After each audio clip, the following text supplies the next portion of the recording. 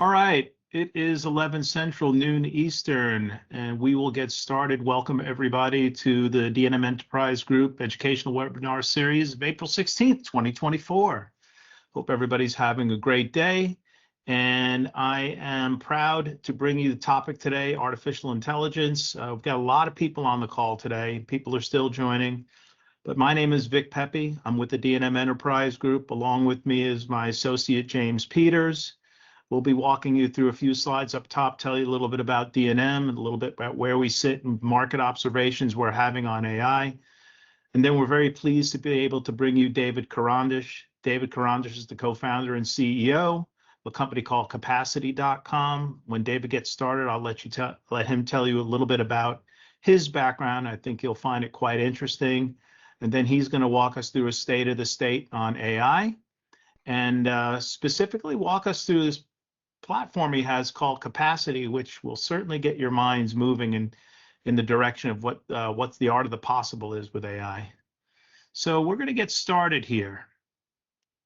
Again, for those who might be new to the call, D&M Enterprise Group was founded in 2001. We cut our teeth in voice, data, and enterprise cloud services. Over the course of time, and most recently, I'd say in the last 24 to 36 months, we dove deep into CX automation, artificial intelligence, cybersecurity, and fractional labor.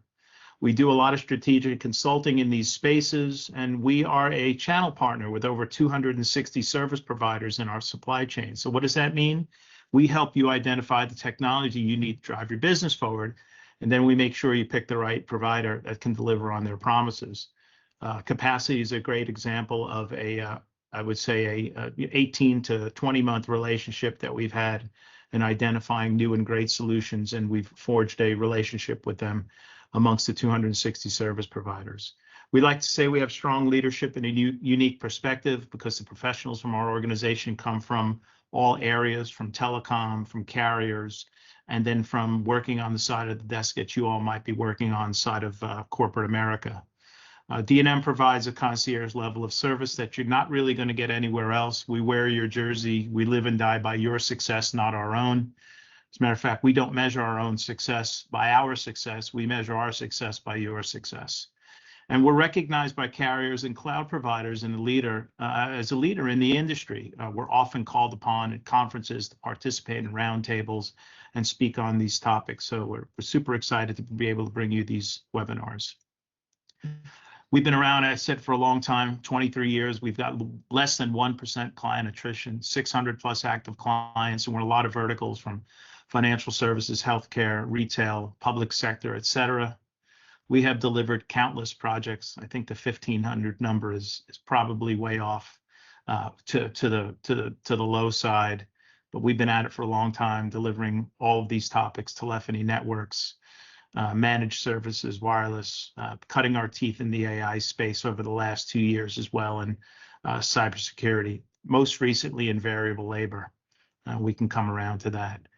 We fight for our customers. We often find a lot of opportunity to return money back, either by finding lower cost alternative solutions, generating revenue, or optimizing your business so you can do more with less. What do the market movers say? So I searched high and low and came up with about 50 different things, actually, and I tried to find the one clip that sort of encapsulated what's going on in the AI space. And I'm sure you can all hear this. James, if you would give me a thumbs up when the audio kicks in, but I'm going to play a little clip from Mark Cuban. How do you see this new AI era? It's a beast. There's only two types of companies in this world, Morgan: those who are great at AI and everybody else. If you don't know AI, you are going to fail. Period. End of story. Whether you are an employee, you're going to have to understand it, how it impacts your job, or how you can use it to be better at your job. Same if you're a student, the same thing. And if you're a CEO, you can't just say, okay, I'm going to get my tech guys to understand it and educate me on it. You have to understand it, because it will have significant impact on every single thing that you do. There's no avoiding it.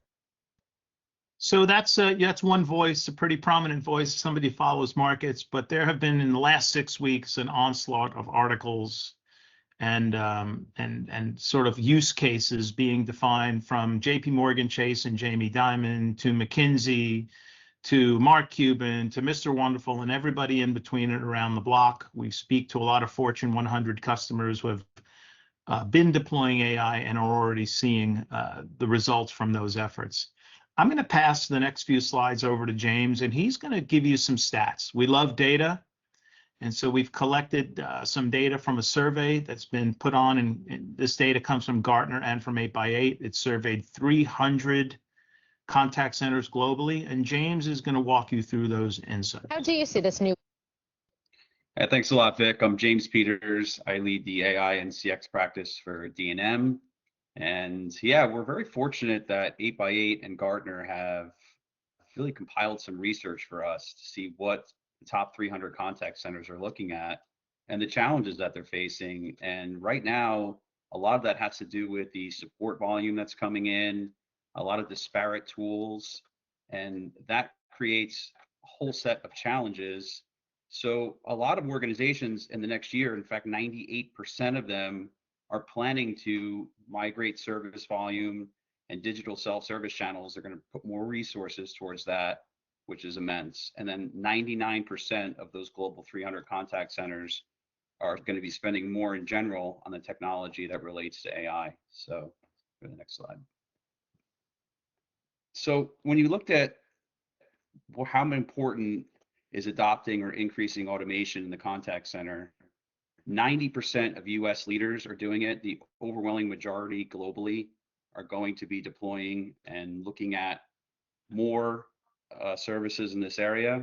And you know, when you look at the top bullet points for how interested is an organization applying these capabilities, you know, self-service and automation came at the very top. 97% are going to be deploying this type of technology or already have.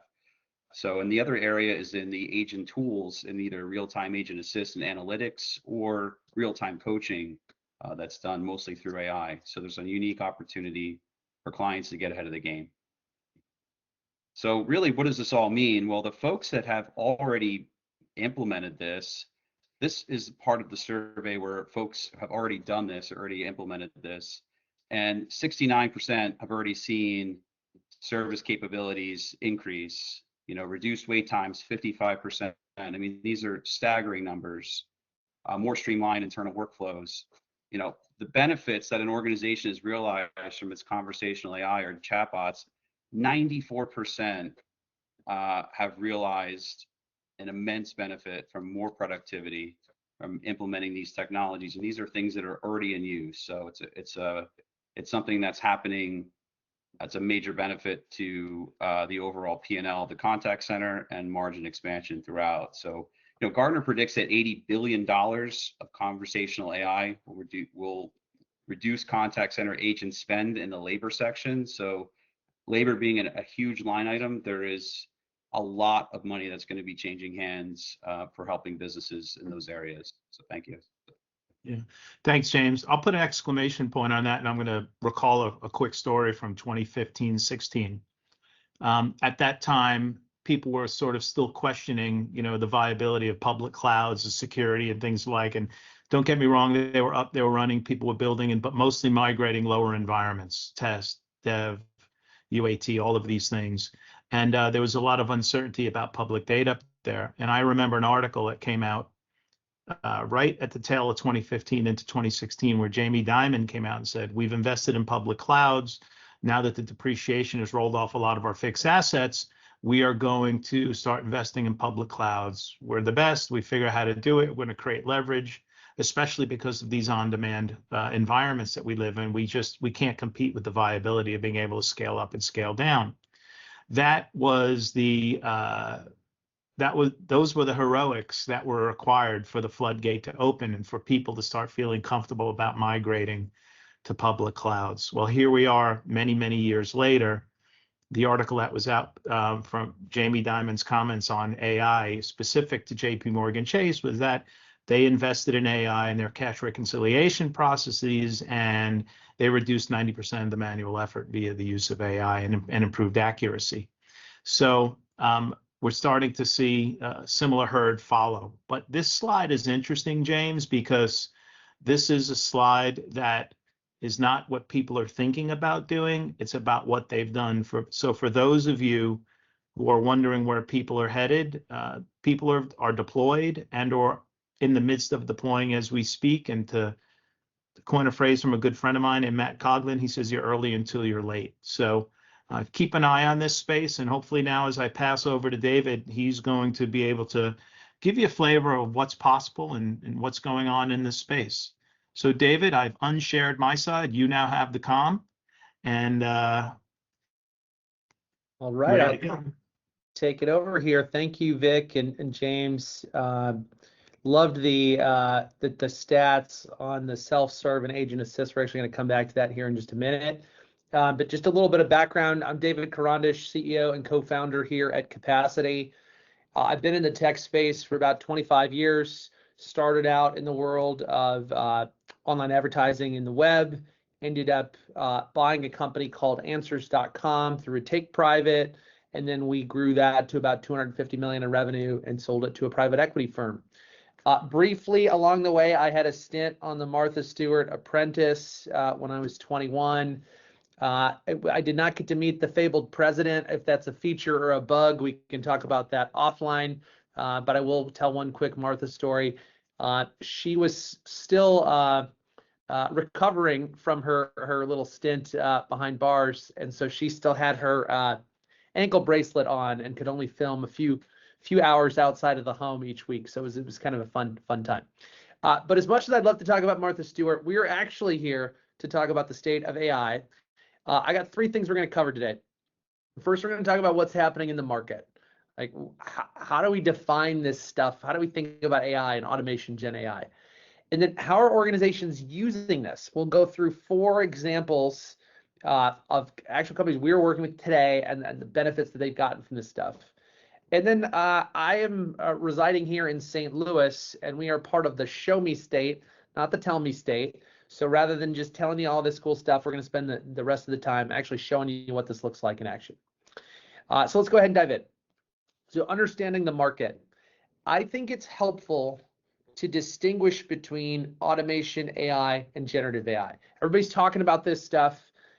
If you ask 10 people to describe AI, you're going to get 10 different answers from most people today. And so I really like to take complex things and make them simple and digestible. I think simple is underrated and hard to achieve. So let's spend a minute on this and kind of walk through how we would define automation AI and generative AI.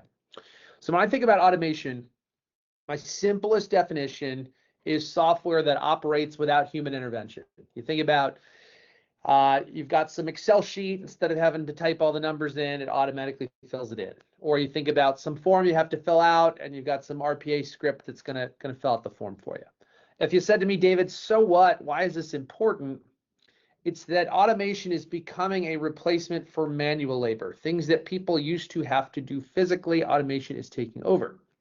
If we contrast that with AI, and again, like I said, you ask 10 people about a definition of AI, you're gonna get 10 different answers. My simplest definition of AI that I like is that AI is simply software that learns and applies patterns.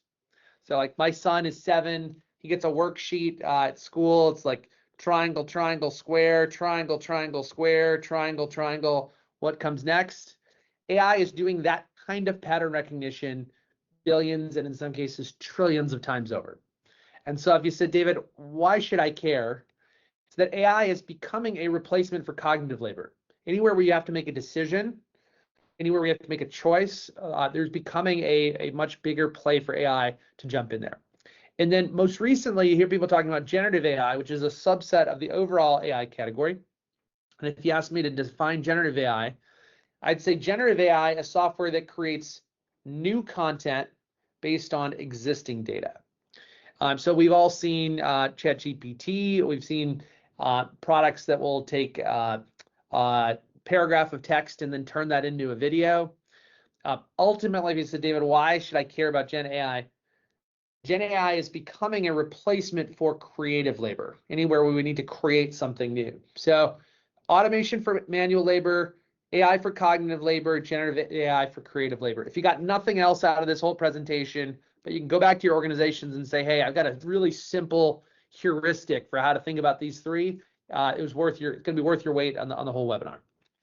Now, okay, David, great. So we've got our definitions, but can you give me an example where we put all three of these together? Got a quick one here. Got an e-commerce support center, got a mid-market. They've got a big order management problem. And their order management problem is that people keep asking, when will my order ship? It's the top question coming into their contact center. So prior to AI, automation, Gen AI, a human would have to read the emails, human would have to look up the information in the database and the ordering system, and a human would have to write a contextually relevant email back to the consumer, depending on if the product was shipping tomorrow or if it's not going to be there for a month. So this process was expensive. We all know support people aren't cheap. It's repetitive, a lot of turnover in that role, and it's painful because staff's only available during business hours, or they have to pay for people to come in on the weekends or do holiday type work. So we said, what if we could just flip the script on this, have AI read the incoming email. Hi there, I'm just checking on when my order will ship, 2303193. I was really hoping I can get it in the next 2 weeks before my upcoming car show. Please let me know. Then workflow automation will go connect to those key systems and actually pull the information back. And then generative AI is going to write a contextually relevant email back to the consumer. Dear David, thank you for reaching out to us. Here's the status of your order.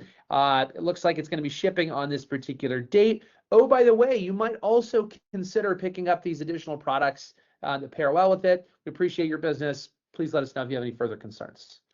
So we basically took something that was expensive and we made it frictionless, painful, and we made it easy. This is the power of AI, automation, generative AI. Now, I will call out I've got 4 kids at home, and it's a free range kitchen in the Karandish household. And so my kids are always making all sorts of new experiments and cakes and brownies and cookies and things. But if they miss one of the ingredients, the batch never tastes right. Right? So if they forget the egg, it's going to be too gooey. If they forget the sugar, it's not going to taste great. Forget the baking soda, they're going to be flat. Very similarly, if you'd use this example, if we didn't have the AI, you couldn't read that initial email. If you didn't have the automation, you'd have to have a human logging in. And if you didn't have the Gen AI, you could probably get a response out, but it's not going to be a great customer experience. And so I like this example because much like the brownies my kids make, you got to have all of the ingredients connected together or you're not going to get the bang for the buck that you want. Okay, so David, how are people using AI? Tell me about your company. Tell me how some additional use cases. How do you think about automating support in this context? So on the left, you've got Connie, the customer. But oh, by the way, this also works for Emily, the employee as well. So I'm going to talk about this in a customer experience kind of framework, but this could also apply internally to your team.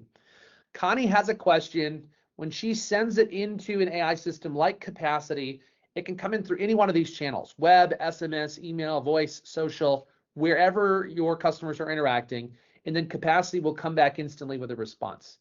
Now, when we launched our AI back in 2017, if you asked the bot 100 questions, we would respond to 55 of them, and 10 of those would get thumbed down. So my joke is that 45% of the time it worked every time.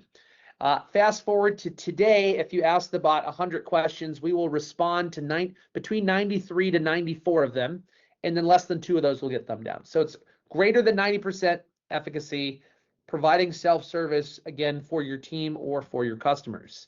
At the same time, what happens on the right side of this equation is just as important as the left.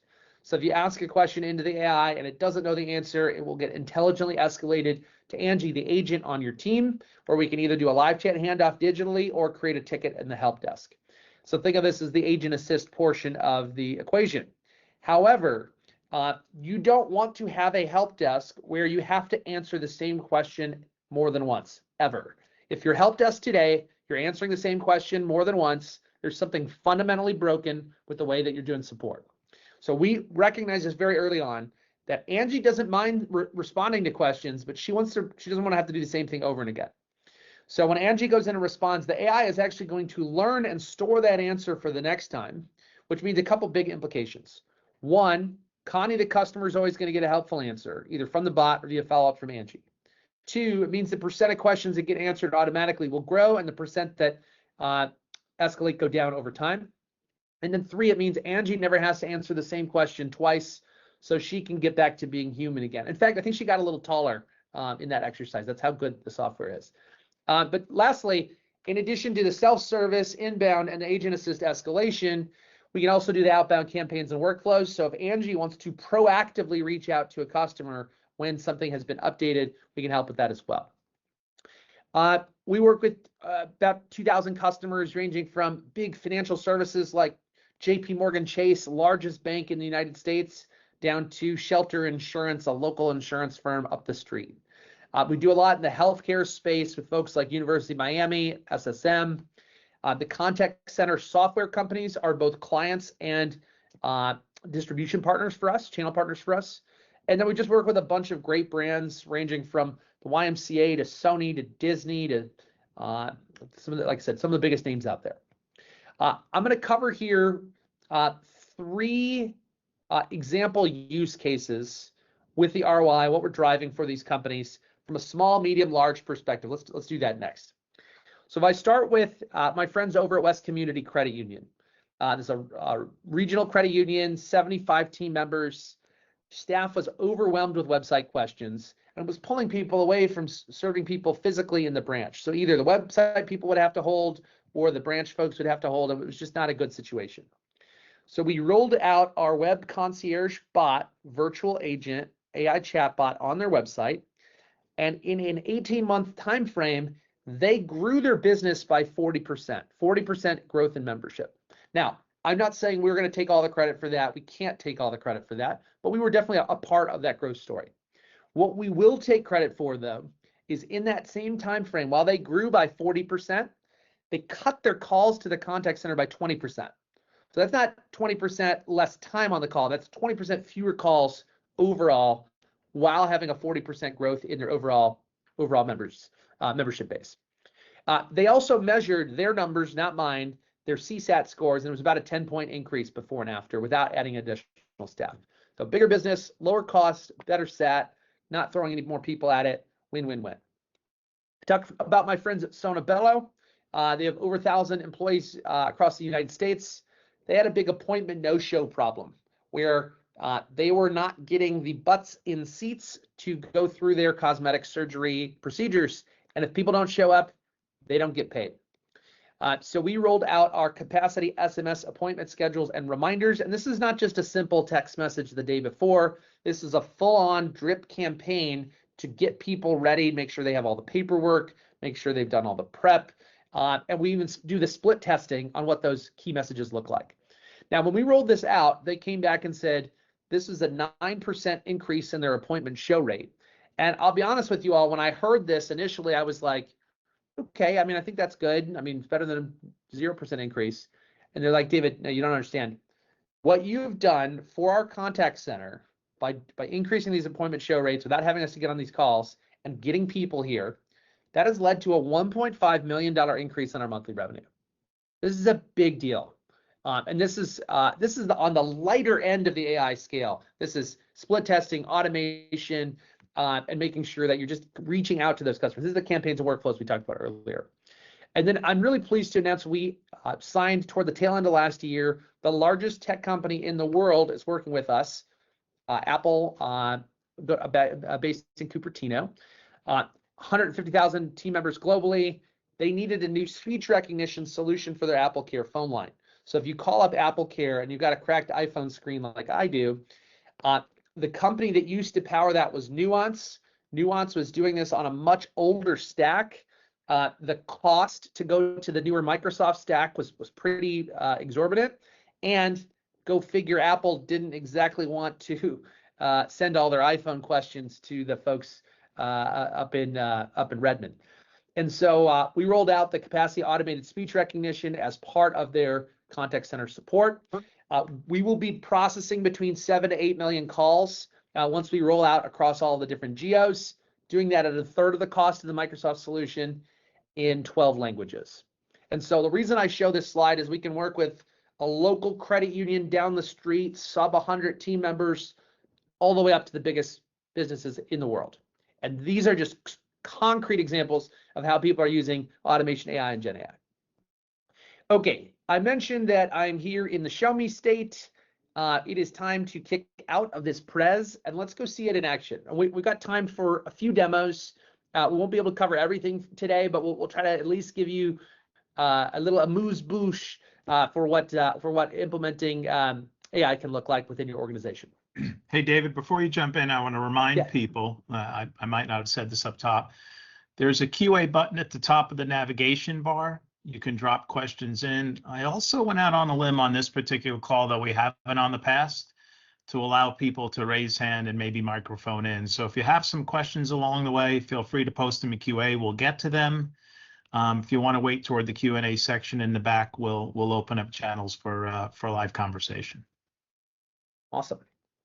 So I'm going to start out.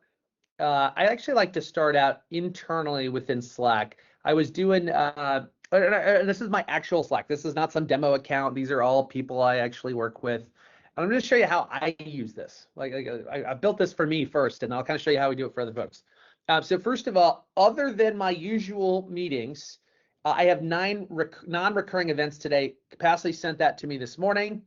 I've got a lunch with Caroline, our new CRO. I've got a call with Wayne from ServiceMac, and I've got a happy hour later today.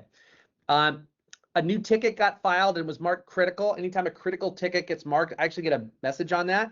And then I was doing a test earlier. I was calling into one of our lines, and it was pulling up some of my CRM information. So I could go to Capacity and chat with Capacity just like I would anyone else in the organization. And let me go ahead and just reset my Slack here because I had that closed and open. But the basic idea is we want to make it really easy, really simple, and really straightforward to be able to get a response back. So it's just like chatting with anybody else in the organization. Now, if I asked a question like, are we licensed in Missouri? If Capacity knows the answer to that question, it will come back to me with it. If it doesn't know the answer, it will go through and actually go try to clarify for me. And it'll say, are you looking for a Missouri tax ID? Do I need a W-4? None of the above. So I could go through and select these. I'm going to go ahead and skip this one just for time. We're going to come back to this example here a little bit later on in the demo. Now, if I asked how many vacation days do I have, Capacity will go log into my HR system, and it's going to come back and tell me, David, you got 2 weeks left. So the basic idea is we want to make it really simple and frictionless and easy to access information from these systems. Now, you don't have to type it in just right. So if I said, how many vacation days of the Z do I got? Even though I shouldn't be working for D&M or for Capacity, if that's how badly I spell, it should still be able to handle the nuances and the creative ways people like to ask things. Now, true story, I got a new iPhone about 18 months ago, and I'm a reasonably technical human. I've got a computer science degree. I think my wife thinks I'm the designated tech support person for the house, despite my best efforts. But I could not figure out how to get on the VPN on my phone. So I went back to Capacity and I said, how do I connect to our VPN? It went into our knowledge base, grabbed a little knowledge snippet, and gave me a link to the setup guide. You'll see here, it just took me right in there. All of this is permission based, so it can only show me the stuff that I have access to in the original system. And then we got this thumbs up, thumbs down here, where every time I thumb up a response, we're teaching the machine learning model to match to that a little more often. Now, sometimes you're going to have questions that don't have a simple question and answer out. You need to do more of a guided conversation. So if I wanted to know who is the primary contact for West Community, one of our clients, it's going to say, okay, David, this looks like a CRM question. Are you looking for an opportunity or an account? I'll go pick opportunity. It's now going to say, okay, we got a couple different matching things to this credit union one. I'm going to go select this op from 2018. It's now going to log into Salesforce as me and come back and give me Jason's contact info. Again, simple, frictionless, easy. In fact, I could connect Jason with Jeremy on my team and say, you know what, let's forward that to Jeremy because he's doing a customer reference call for us. and it'll actually write a little email out to Jeremy with the information we just pulled from there. Last thing I'm going to show on this interface, and then we're going to keep this moving. We can also push data into a third-party system rather than just a pull. So if I said I want to schedule 15 minutes to meet with Jeremy and Chris, Capacity will look at my calendar, it'll look at Jeremy's calendar, it'll look at Chris's calendar. Now, go figure, in a company of 105, we've got more than one Chris. So it'll ask me to go disambiguate. Go pick Chris Elias here. It will now find the first 5 times when all of us can meet based on our time zones, our meeting availability windows, and our preferences. And if you're curious, how hard of a task is this? If you look at my calendar here, this is this week, this is next week, this is the following week. So this is not a trivial task to go find a nice block. It came back to me with, here are the closest available time slots. I'll say, let's meet today at 3 o'clock.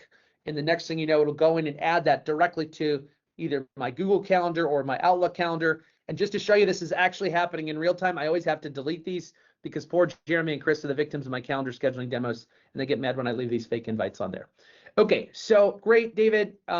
What about putting Capacity on a website? How can you help, if you've got some kind of digital support you want to go provide? So this is Capacity on the West Community Credit Union website. This is live. This is not a demo. So they have chosen which items they want to put as their teaser message. I can click in on the bot and I can have a customized menu depending on what they want to show here. As I go in to start to type, we recognize that although AI and automation is very important, the user experience is just as important as well. So if I was asking about the routing number, as I start typing in, you'll notice here it'll auto-complete and direct me toward the questions the bot knows how to answer, come back instantly with a response. Like I said, this is the exact same tech that you're looking at right here that cut their contact center volume by 20% after rolling this out. You can get creative on how you do the look and feel. This is our friends over at the St. Louis Community Foundation, totally different look and feel. They are trying to get people bought into their STL Give Day. This is where they work with a bunch of nonprofits in the area to help provide some tax-free kind of donation work.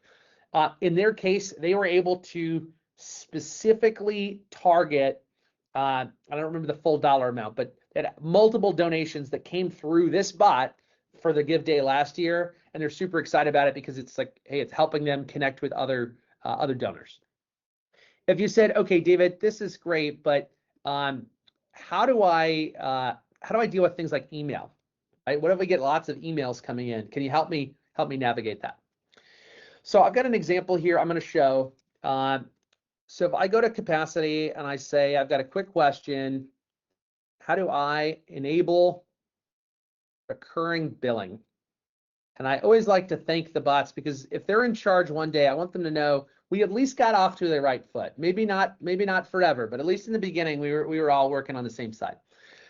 So this is a pretty straightforward question, but this would have been something someone needed to go follow up on. So what I'm going to do here is I'm going to go into the Capacity inbox, and I'm going to go into inbox details and kind of show 5 different layers of automation we can do from an email like this. The first layer is we send the email, creates the ticket, doesn't send me anything back, just kind of happens behind the scenes. Again, a lot of help desks can do that. Second layer is we are going to send the email, we're going to create the ticket, and it's going to send back a quick response. Hey, we got your message. We'll get back with you soon. This third layer, though, this is where things start to get interesting. In this case, we're going to send the email, create the ticket, but we're going to let the bot in on the action. We're going to let the bot jump in and provide some knowledge-based suggestions and see if that can help me provide that self-service experience. So if I go into my help desk here, we'll see this question just came in. And again, this would be all the help desky things you kind of expect. You got your SLAs and your ticket statuses and your priorities and your assignments, all the things you would expect somebody to have to go follow up on. But because we turn this into a Capacity self-service response, it actually emailed me back. We got your question. How do I enable recurring billing? Do any of these answer your question? How do I add recurring billing to my account? If I say yes, this answered my question, then when I go back over into this ticket, we've automatically moved it over to done. So we took something that used to be a human agent response and we turned it into something self-service. Now, okay, if you're like, David, that was kind of a softball. Okay, I'll admit that was a pretty easy question. What if we take it up a notch? What if we throw multiple questions at you, and we do so in a long kind of rambling email and see what we can do here? So if I said I've got an onboarding question. Hi, my name is David. I just moved here with my wife and 4 kids from Toronto to be a product manager. I'm pretty sure my 4 kids are all going to need braces soon. Can you send me some information on the dental plan? Also, I haven't received my insurance card yet. Can someone send it to me? And then lastly, I have a buddy who I think would be a great fit for the org. Can I contact someone in recruiting/HR? Thanks, David. Now, I do this example because this is a little more like the real world, right? You got a long rambling email. It could be from an internal team member. It could be from a customer. There's multiple questions in here. And there's a bunch of extraneous information. It's not that important, but you kind of want to contextualize it. This would have taken someone time to read, time to understand, and then time to go look up the answers and then send something back.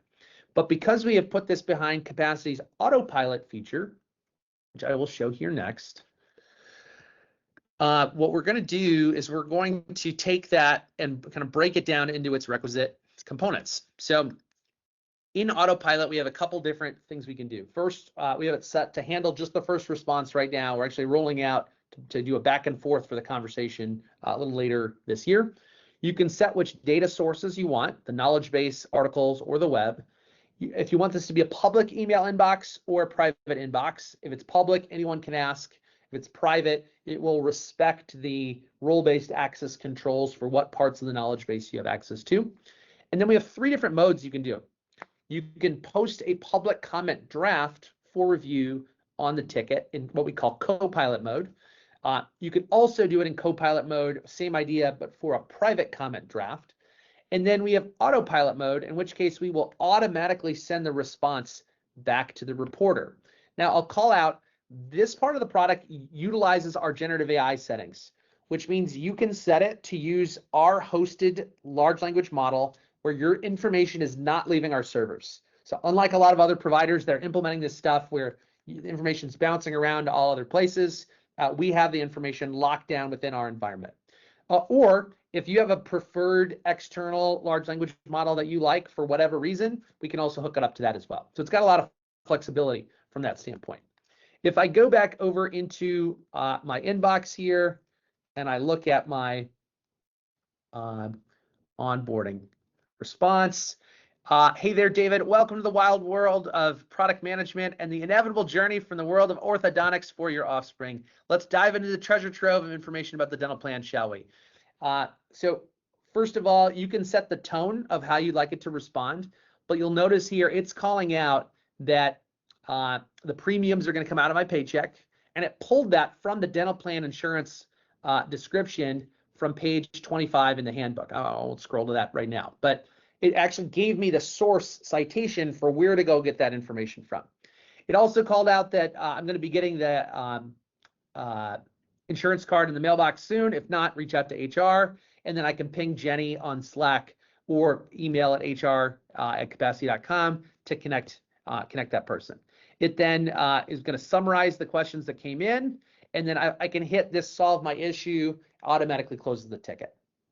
Okay, so last thing I want to land with is, David, this is all great, but man, I have a bunch of external help desks and systems I need to connect to.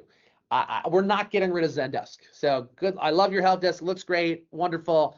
Can you have an AI that can sync with my Zendesk? Or I've got events that happen in Salesforce that I really want to alert agents on. Can you help me with that?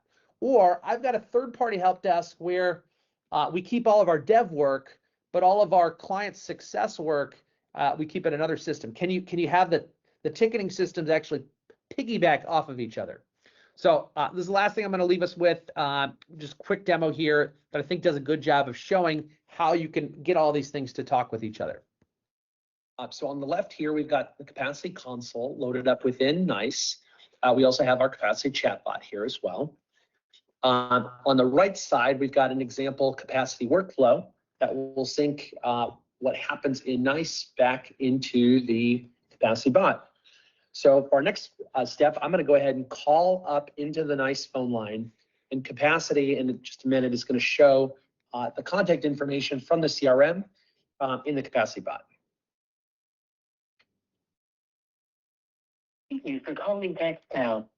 Please select from the following options. Thank you. You will now be connected with one of our agents. Thank you for calling Dextel. Have a great day. So now that it's picked up the call, I'm going to go ahead and hang up the call there. And what's happened is we have now kicked off a workflow that looked up the information from the caller, went into the CRM, and then posted that back directly to the agent. Pulled up some of my notes, pulled up my name, pulled up my phone number. Now, let's say for the purpose of the example that this particular caller has a ticket that has to get created in, say, a third-party ticketing system like Zendesk.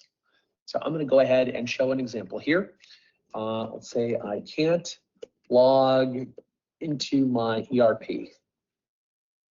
It's not working. Help.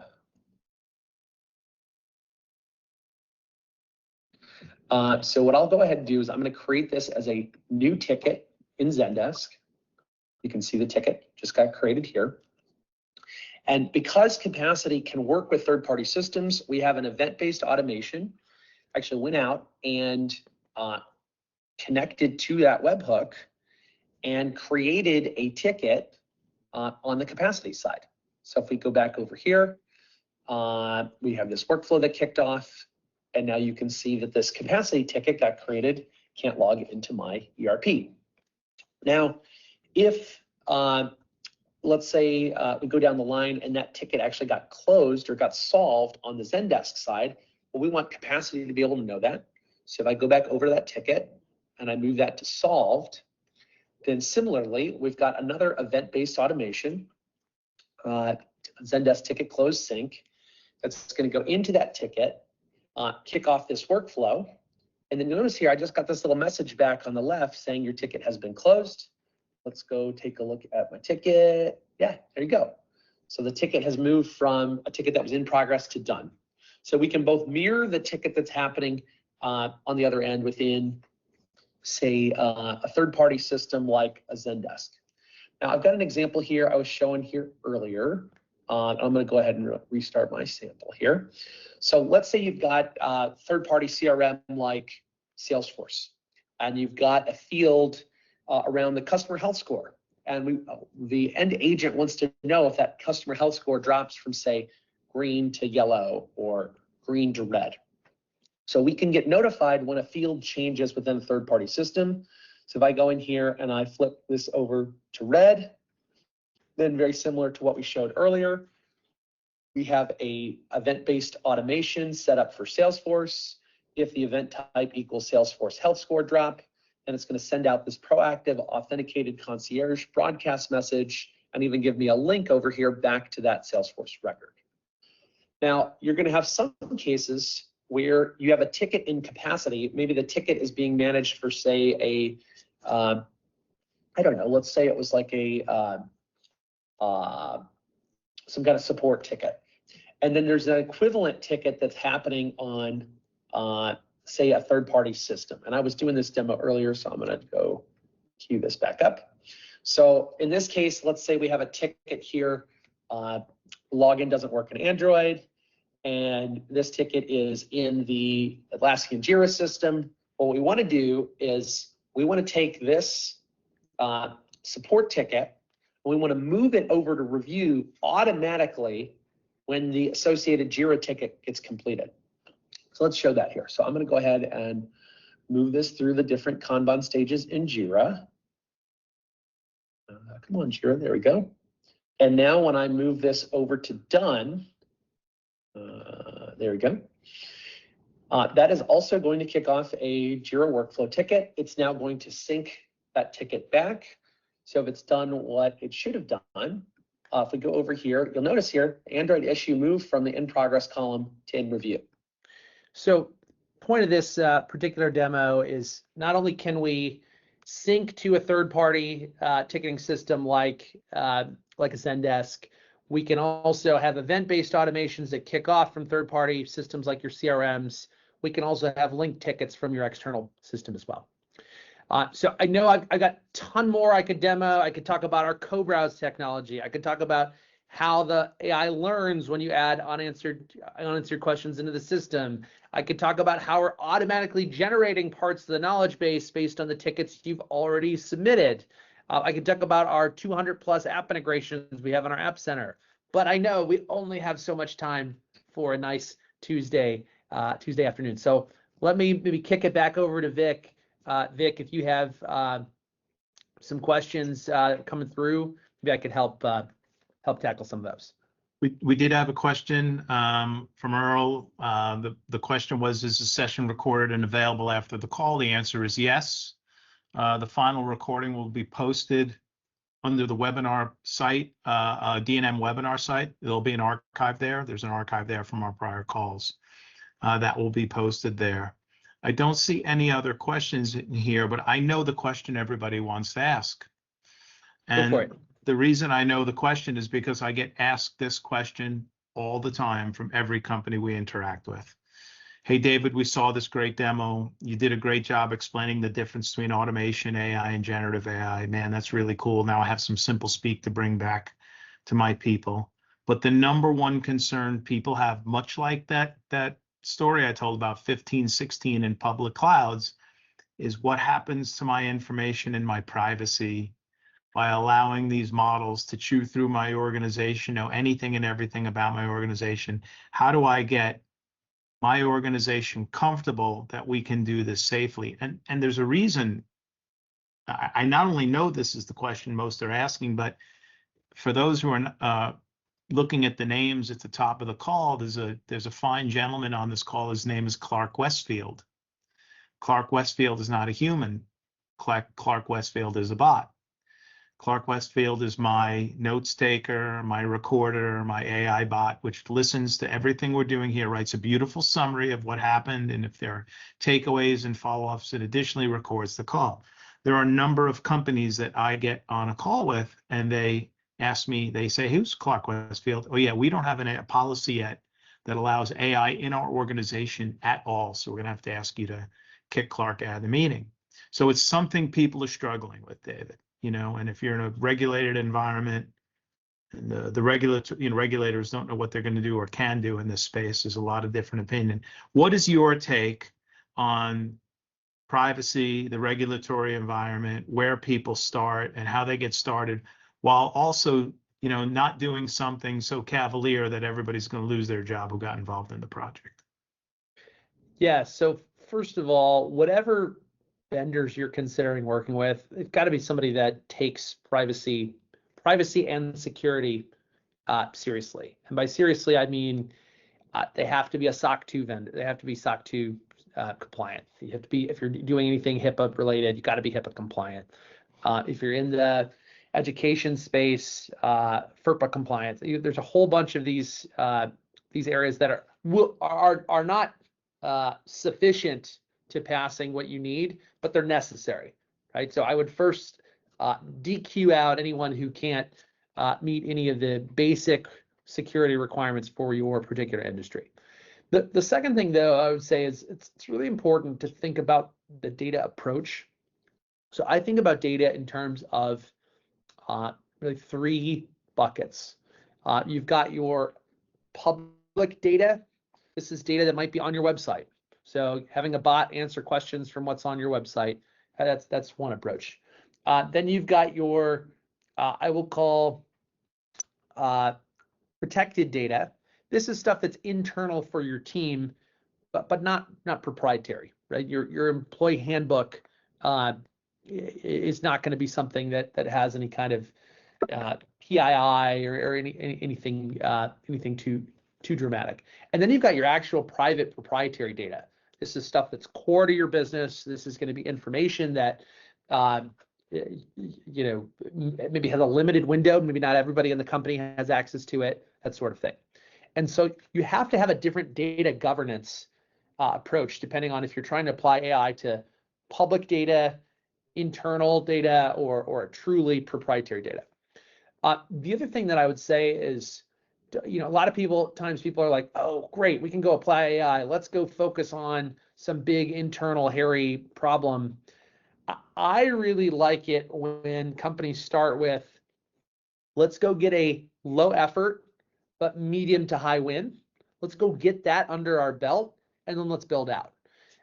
Said another way, if you are new to AI, the best thing you can do to get it implemented in your organization is to get a working example out the door with something that is going to be as least controversial for your organization as possible. Like I said, it might be taking your spec sheets on your e-com site and feeding them into the AI and having it answer questions from that. It might be pulling in your policies and procedures. You might want to do that before you go putting in some proprietary patentable data that you want to go feed at it. So crawl before you walk, before you run, before you ultra marathon. You want to do that when it comes to implementing this stuff. We have another question in the QA. Comes from Doug Malarkey at BCB Bank. Great presentation. Do you integrate with the Jack Henry Synapsys CRM? We have not done a Jack Henry Synapsys CRM integration yet, but I can tell you we do have 200 apps we've connected to out of the box. So as long as it has a RESTful API, which I'm pretty sure they do, then I'm sure we could connect to it. Thank you. You're welcome. James, I think you might have some insight as to what people are thinking as well. Yeah, I do. Well, one of the main things I hear from a lot of our clients and the people we speak to in the industry is people are unsure where to even start with AI. Maybe they have a mandate from the C-suite that they know they need to do something, but they're looking to really get guidance, or maybe they may not have a roadmap. What do you recommend for customers like that? Great question, James. So I kind of view every client we work with can fall under one of two buckets. We've got client A who's like, David, I know I need this particular solution. Can you help me with it? I've got a bot on the website, or I need to do a help desk replacement, or I need a voice bot in the contact center. And we're happy to help. If you already have your project identified, great, we can work with you on that. Most of the companies we work with, though, they fall under bucket B, where they're like, I know I need to be implementing AI. I know I need to get started, but I have no idea how to get the car out of the garage. And so in that case, what we typically do is we will sit down and take that company through an AI assessment. And we're happy to be partnered with D&M on this. And the way that this works is we'll send out a survey to your team. Say, where do you get lots of emails, tickets, phone calls? Where do you have lots of manual labor, Excel sheets, turnover, these kind of thorns in the side of your organization? We'll then play that back, and we'll say, this is what we heard. And our goal in session one is not to try to solve anything. It's just to get the problems out there. And 9 times out of 10, it's very productive. Every once in a while, you get a little spicy. People are calling each other's babies ugly. But the point isn't actually to point fingers as much as it's, let's just get the problems out. We will then take what we heard in session one, and we have pre-outlined 72 core areas of AI around both internal and external experiences, as well as dollar impacting or more satisfaction impacting. We'll then map what we heard back to those 72 core areas of AI, and we'll go into session two. We'll say, hey, out of what we heard, here are kind of the top 4 in each of those quadrants that we think we should kind of double click on.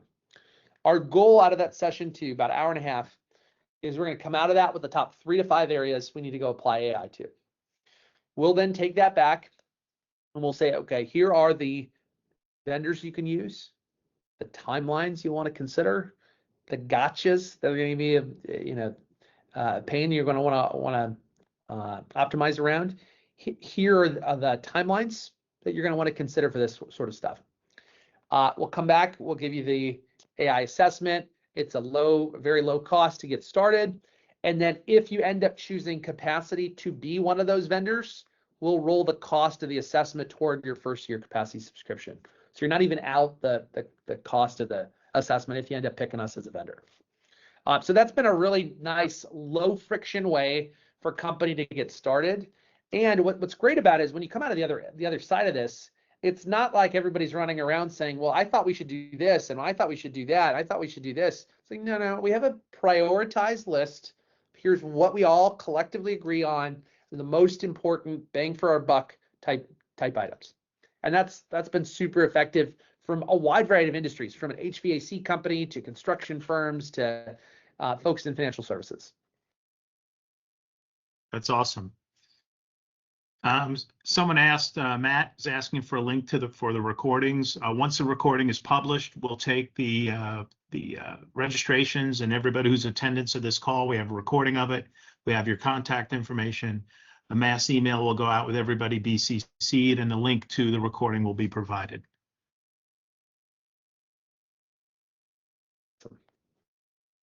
Is there anybody out there that has a question that they've not yet popped into QA or into the chat? No, follow up again to Doug. Doug did a little research, popped the link in the QA section. There's the entire API library for Jack Henry out there. So take a look. David, I think it'd be a slam dunk for your connection into Jack Henry. Awesome. Good. Hey, David, that was fantastic. I think what we'll do is we'll do a wrap right now. Completely appreciate and super appreciate your time, and the presentation always top notch, super insightful, but more importantly, gives people real world use cases. They are able to see it. They see it in action. They understand things a little bit differently than they might have coming onto this call. You know, these calls are all about education and the art of the possible. That said, for anybody on this call, you'll be receiving an email from us as a follow-up. If you want some dedicated time with Capacity, we can arrange for that. If you want to have a general conversation about AI and where you might be able to utilize it, maybe you're thinking of some things we haven't covered today. AI use cases are very broad. We can discuss those. And if you're interested in potentially this assessment, I will tell you this, and I told a client this yesterday. They said, what do you think of the Capacity assessment? And I said, well, D&M has done assessments on their own for people that have been very successful, far more expensive. Capacity is really diving into the pool head first here. And so what we do now is we recommend that folks take this Capacity assessment.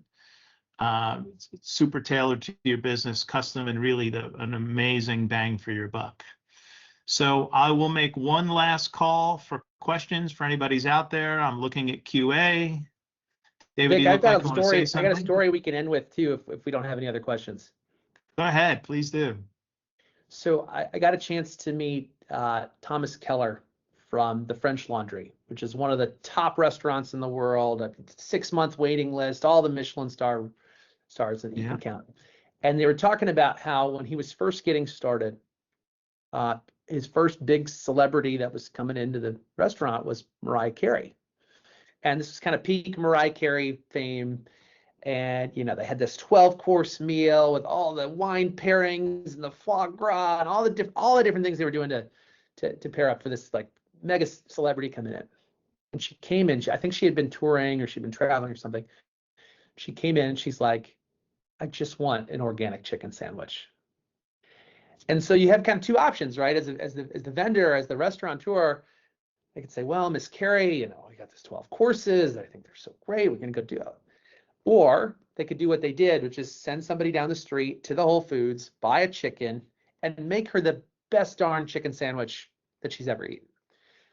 The reason I tell this story is you're going to meet a lot of vendors along the way who are going to try to shove down your throat that you need all 12 courses. And look, there are going to be times where that might be true. Some of you might need all 12 courses. Many of you are just going to need an organic chicken sandwich to get started. And so as you are picking your vendor, pick the vendor that's going to meet your appetite and meet your needs. Also gives you a place to grow into, Exactly. because should you get started and then you want more and you want more functionality and more features, be at a place that has a roadmap that can take you beyond where you're thinking about today. David, Absolutely. thank you for that. James, thanks for all the data, the insights there. Really appreciate it. It is exactly 1 p.m. Eastern. Everybody have a fantastic day. You'll be receiving some you. follow-up materials. We appreciate everybody on. Oh, and by the way, everybody who was on this call will be receiving their virtual gift card within the next 48 hours. So you'll get an email in the next 48 hours, likely sooner, but I like to say 48, and you'll be receiving your virtual gift card. So thank you so much. Have Thank a you all. great day. Thanks, David. Bye now.